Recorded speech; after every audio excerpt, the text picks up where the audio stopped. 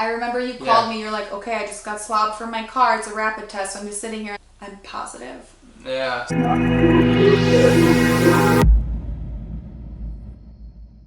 Hey everybody. Hey guys. Welcome back. Thanks for joining us again.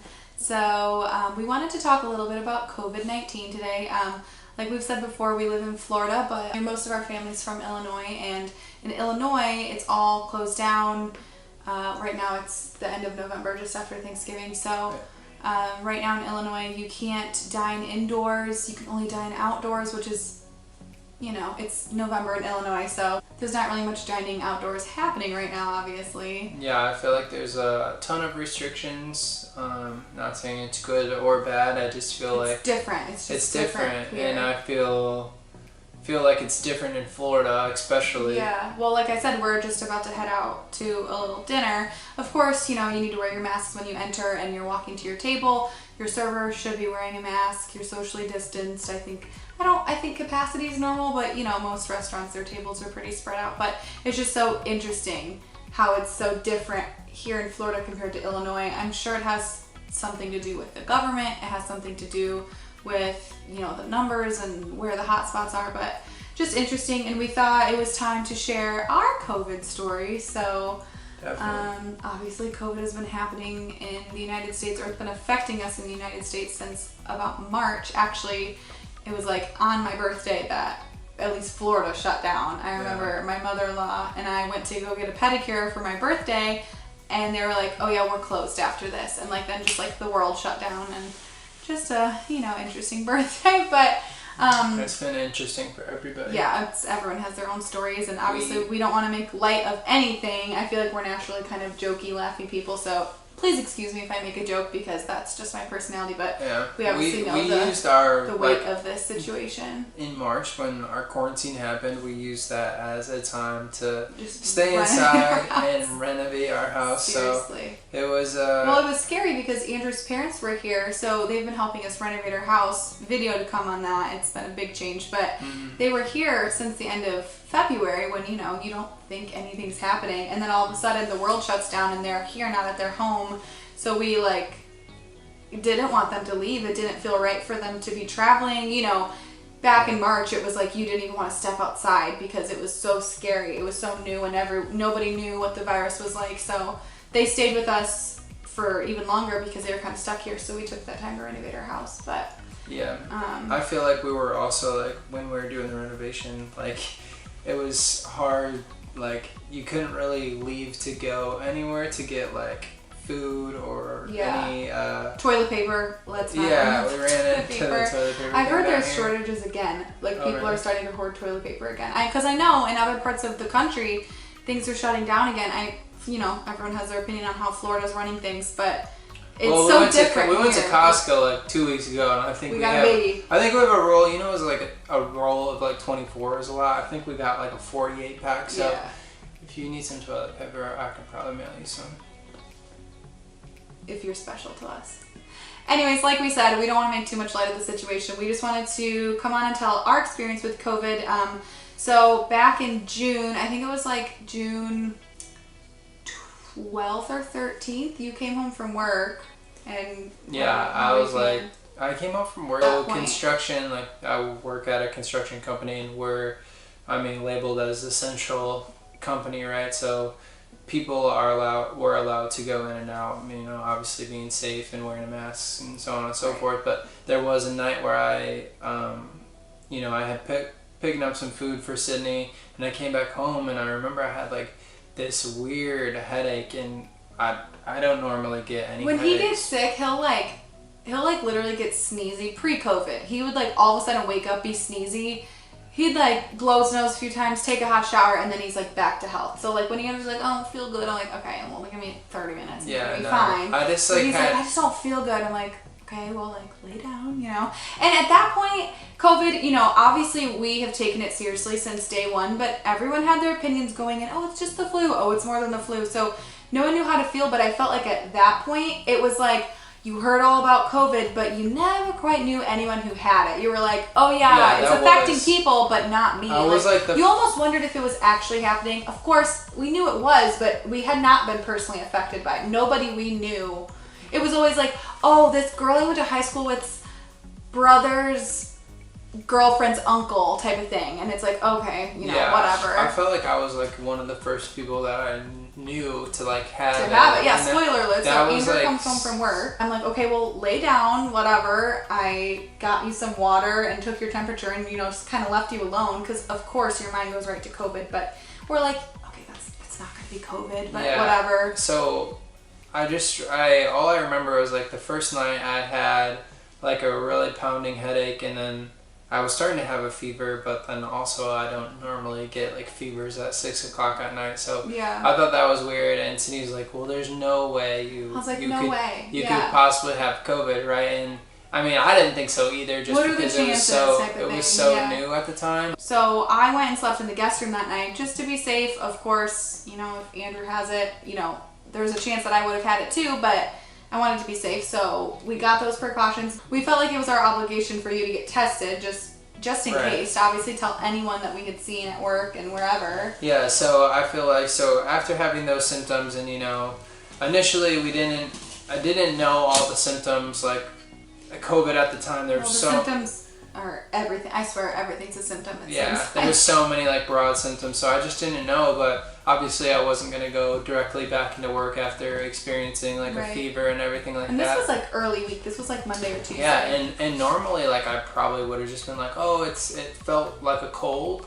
But I mean, the following day, like I would just have fever, like spikes and body aches randomly pop up. So at this point, I was like putting food on the floor and like a drink on the floor, and like I didn't even want to like touch the cup that he'd given me for more water, and I was like, oh, like you know, I'm just trying to be safe. You don't know. The next day, I went to 2 or 3 different they're like large like sites where you can like drive in. I know like Raymond James has one. It's like our NFL stadium. So if you can picture like tents, an NFL stadium full of people getting tested. It's wild. And I try to go to like a couple different urgent cares, and they were like booked and everything. Yeah, well, you would wait there. You wake up at 6 a.m, go wait in line for 3 hours, and they would like test out of kits. Yeah, you sit in your car and you like literally. And then here's Andrew, who like truly has symptoms, or you weren't able to truly get tested for like 3 days. 3 days. 3 days after multiple attempts. And then I had to find, and they weren't gonna test me unless like you actually had a symptom or could prove it. And it was kind of weird because my symptoms would be sporadic. Like I would feel fine, but then I would have a random fever, and I'm like, well, I don't know if this is like important enough to go into an urgent care right now. But I finally did, just because I couldn't go back to work until, you know, I got a test negative or positive. And then finally I got in on a Friday after feeling sick on like a Tuesday. And it was a rapid test, wasn't it? I remember you called me, you're like, okay, I just got swabbed from my car, it's a rapid test. So I'm just sitting here, I was like, all right, like, sounds good. Yeah. You know, I'm sure you're fine, whatever. Because at this point, like he said, it was like, you'd have a fever, you'd sweat through the night, but then you were fine. And like, I mean, Andrew had like an art studio set up in our room. He was like, Sid, give me my paints while I'm isolated in here. He just painted. I'm like, oh, you're so sick, Andrew. Well, you guys know what the man flu is like. You're like, oh, he's so sick. But then he calls me 15 minutes later, I'm positive. Yeah, so. And it's like, which like, I feel like COVID, like being COVID positive, like it's associated with like a pregnancy test you don't want to be positive, an STD, like there's this very weird like guilt surrounding it. I just feel like it's like you feel dirty, you feel like responsible, you did something wrong. You feel like you're at the wrong place in the wrong time, and you feel like it's like your fault, especially like then when a lot of people didn't have COVID. Yeah, we knew nobody personally. So you have to tell anybody that you had been in contact with. Obviously, you still have to do that. But like at the time, it was like they were contact tracing like nobody's business back then. They were trying to figure out the route, and now, of course, it's just wildfire. But anyways, rewind back. So Andrew comes home from work Monday or Tuesday, not feeling well, and I would say like I had like just a mild cough, but I'm just kind of a coughy, sinusy person. So like. Just the throat clear like that, you know, like I work with kids most of the time, so like I'm used to just kind of just frequently being under the weather a little bit. So I thought nothing of it, and I just had a slight cough, and then Andrew starts getting a fever, so I was like, oh god, you know, like this is my thermometer right here, testing myself with a thermometer. I never had a fever. I was like, okay, whatever. And then, you know, I started to get a little bit more of a cough, and then I just got this headache and like this body ache. but it's during the summer. My work schedule's not normal during the summer. So nice. I stay up till 3 a.m. and then I sleep till noon most days. Well, honestly. That's also weird. The fact of having these symptoms in the dead of summer is just super weird. That's true. Usually you get a cold, colds are winter, falls and winter thing, but I mean, that was just super random. Mm-hmm. My sleeping schedule was just really off in the summertime, so I was like, my body hurts. I'm like, you know what? I'm sleeping on a bed that's not my normal bed. I'm not in my routine. I'm staying up too late. That's why I have these body aches. Oh, what's that headache? Oh, maybe I'm not drinking enough water. Oh, what's that cough? And I'm like, no way. I've been isolating from Andrew, blah, blah, blah.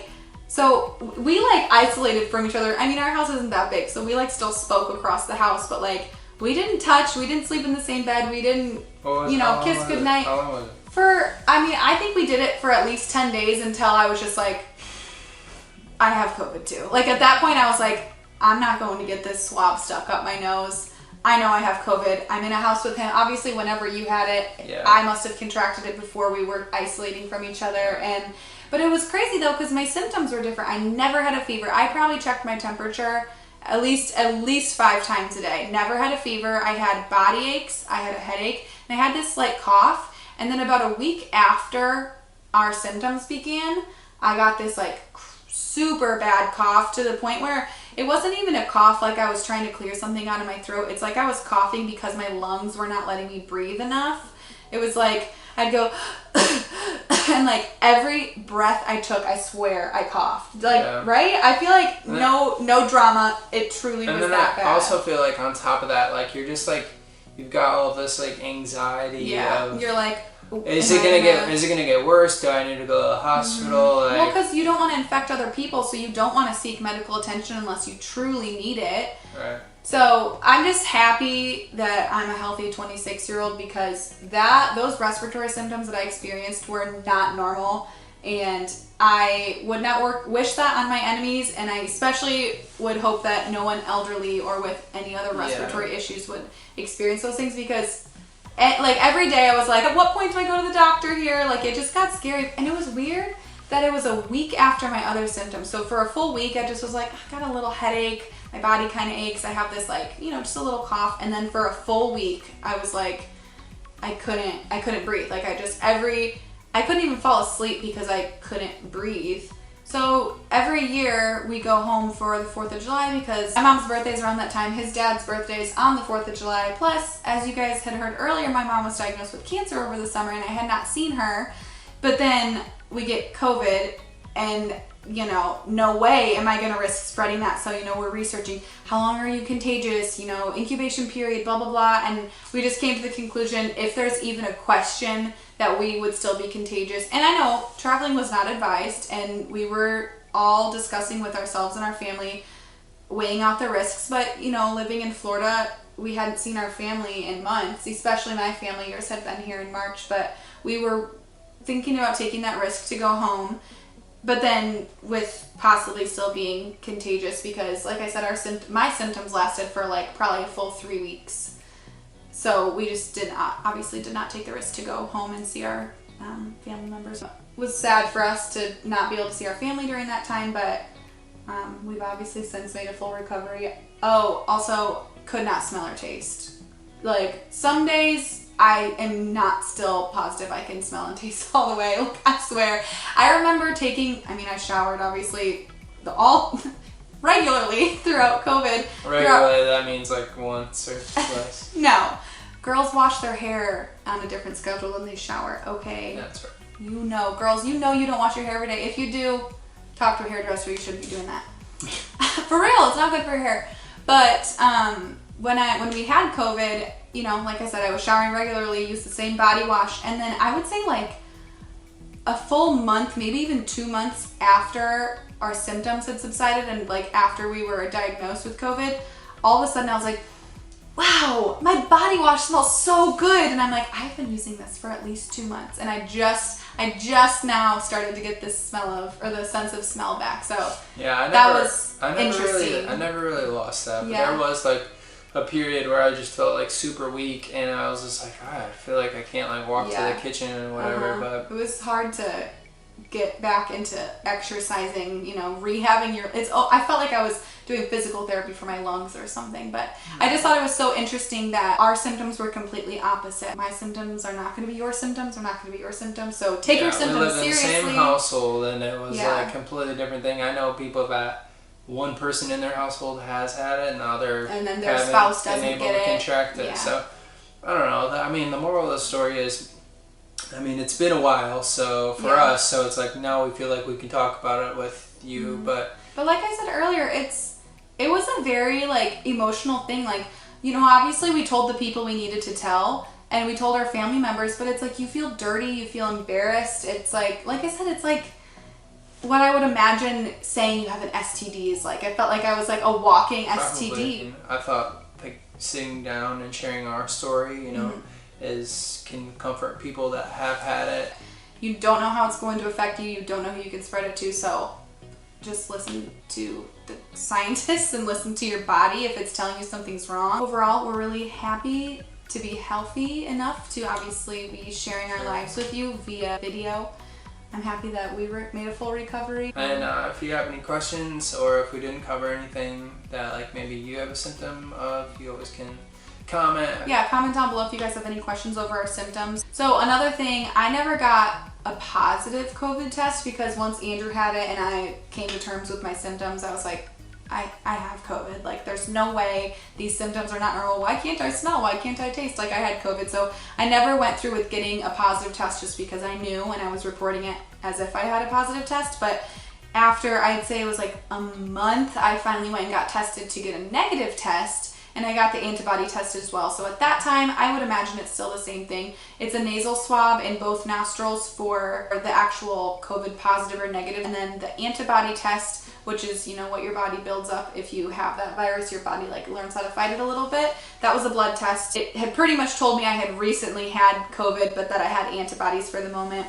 You know, there's arguments about how long your antibodies last, but don't go around banking that you can't get COVID again, because I've heard you can. Yeah, I don't know. I've heard different stats all about that, but fun fact about Andrew Hurd, again, not to make light of this situation, but Tampa Bay is supposed to be hosting the Super Bowl this year, and Andrew read an article that Tampa Bay is going to allow people into the Super Bowl if they can prove that they've had the vaccine. So Andrew's I don't know if that's going to be true. We don't know, so. You know, you don't, not everything you hear is true. And we don't even know if we're going to get the vaccine yet. Andrew thinks that the NFL was like, hey doc, we're going to pay you a lot of money if you give us the vaccine first, because we're trying to host the Super Bowl in Tampa. You know, that's a lot of money. It never fails. So Andrew's a really big sports fan. I enjoy sports to an extent, obviously. Our hockey team wins the Stanley Cup. Our baseball team makes it to the playoffs, almost wins the World Series. And our NFL team is doing hot this year with Tom Brady and Gronk, and we're hosting the Super Bowl. Doing hot, or they're just hot? They're doing so well. Again, first world problems to be talking about football, but if we were allowed to complain just a little bit, Andrew's complaint would be that we've got a lot of cool sport things going on in Tampa Bay, and he hasn't really got to experience it. This is true. So I want to be on this vaccine list, but I mean, obviously, everybody, you know, the elderly and people that need it. He's not gonna budge in line. I'm not gonna budge in line. Don't budge in line. And I've had COVID, so I mean. Overall, we just wanted to share our story with you guys. Yes. Hopefully bring some insight into the way the disease affected us. If you hadn't experienced it yourself, I sure hope you haven't. I hope you and your family are staying safe. Yeah, we're not invincible. We're normal people, just like you guys. You would think we were invincible, but we're not. Yeah, we're not. But coming off this Thanksgiving season, I'm thankful for our health, our family's health, and thankful for all the research that the scientists have been doing to help us hopefully beat this and move on from 2020. Yeah. But let us not forget that 2020 did bring some great things. I was just going to say that. Yeah, 2020 brought some great things. Despite all the craziness in the world, I feel like if you took some time to think about it, there's got to be something you're thankful for in 2020. For sure. So don't forget the goodies. Cindy and I, we spent a lot of quality time. For sure. We renovated our house. Yeah. We started a YouTube channel. Yes. Yeah, it's pretty. Hopefully the world's a better place because of our YouTube channel. We're pretty. I mean, we're in like our 6th video. It's not that big a deal. No big deal. But anyways, thank you guys for listening to us ramble about COVID. Hopefully we were insightful for you guys. If you have any questions, let us know. And thank you for watching us, and we'll see you next time. Bye, guys.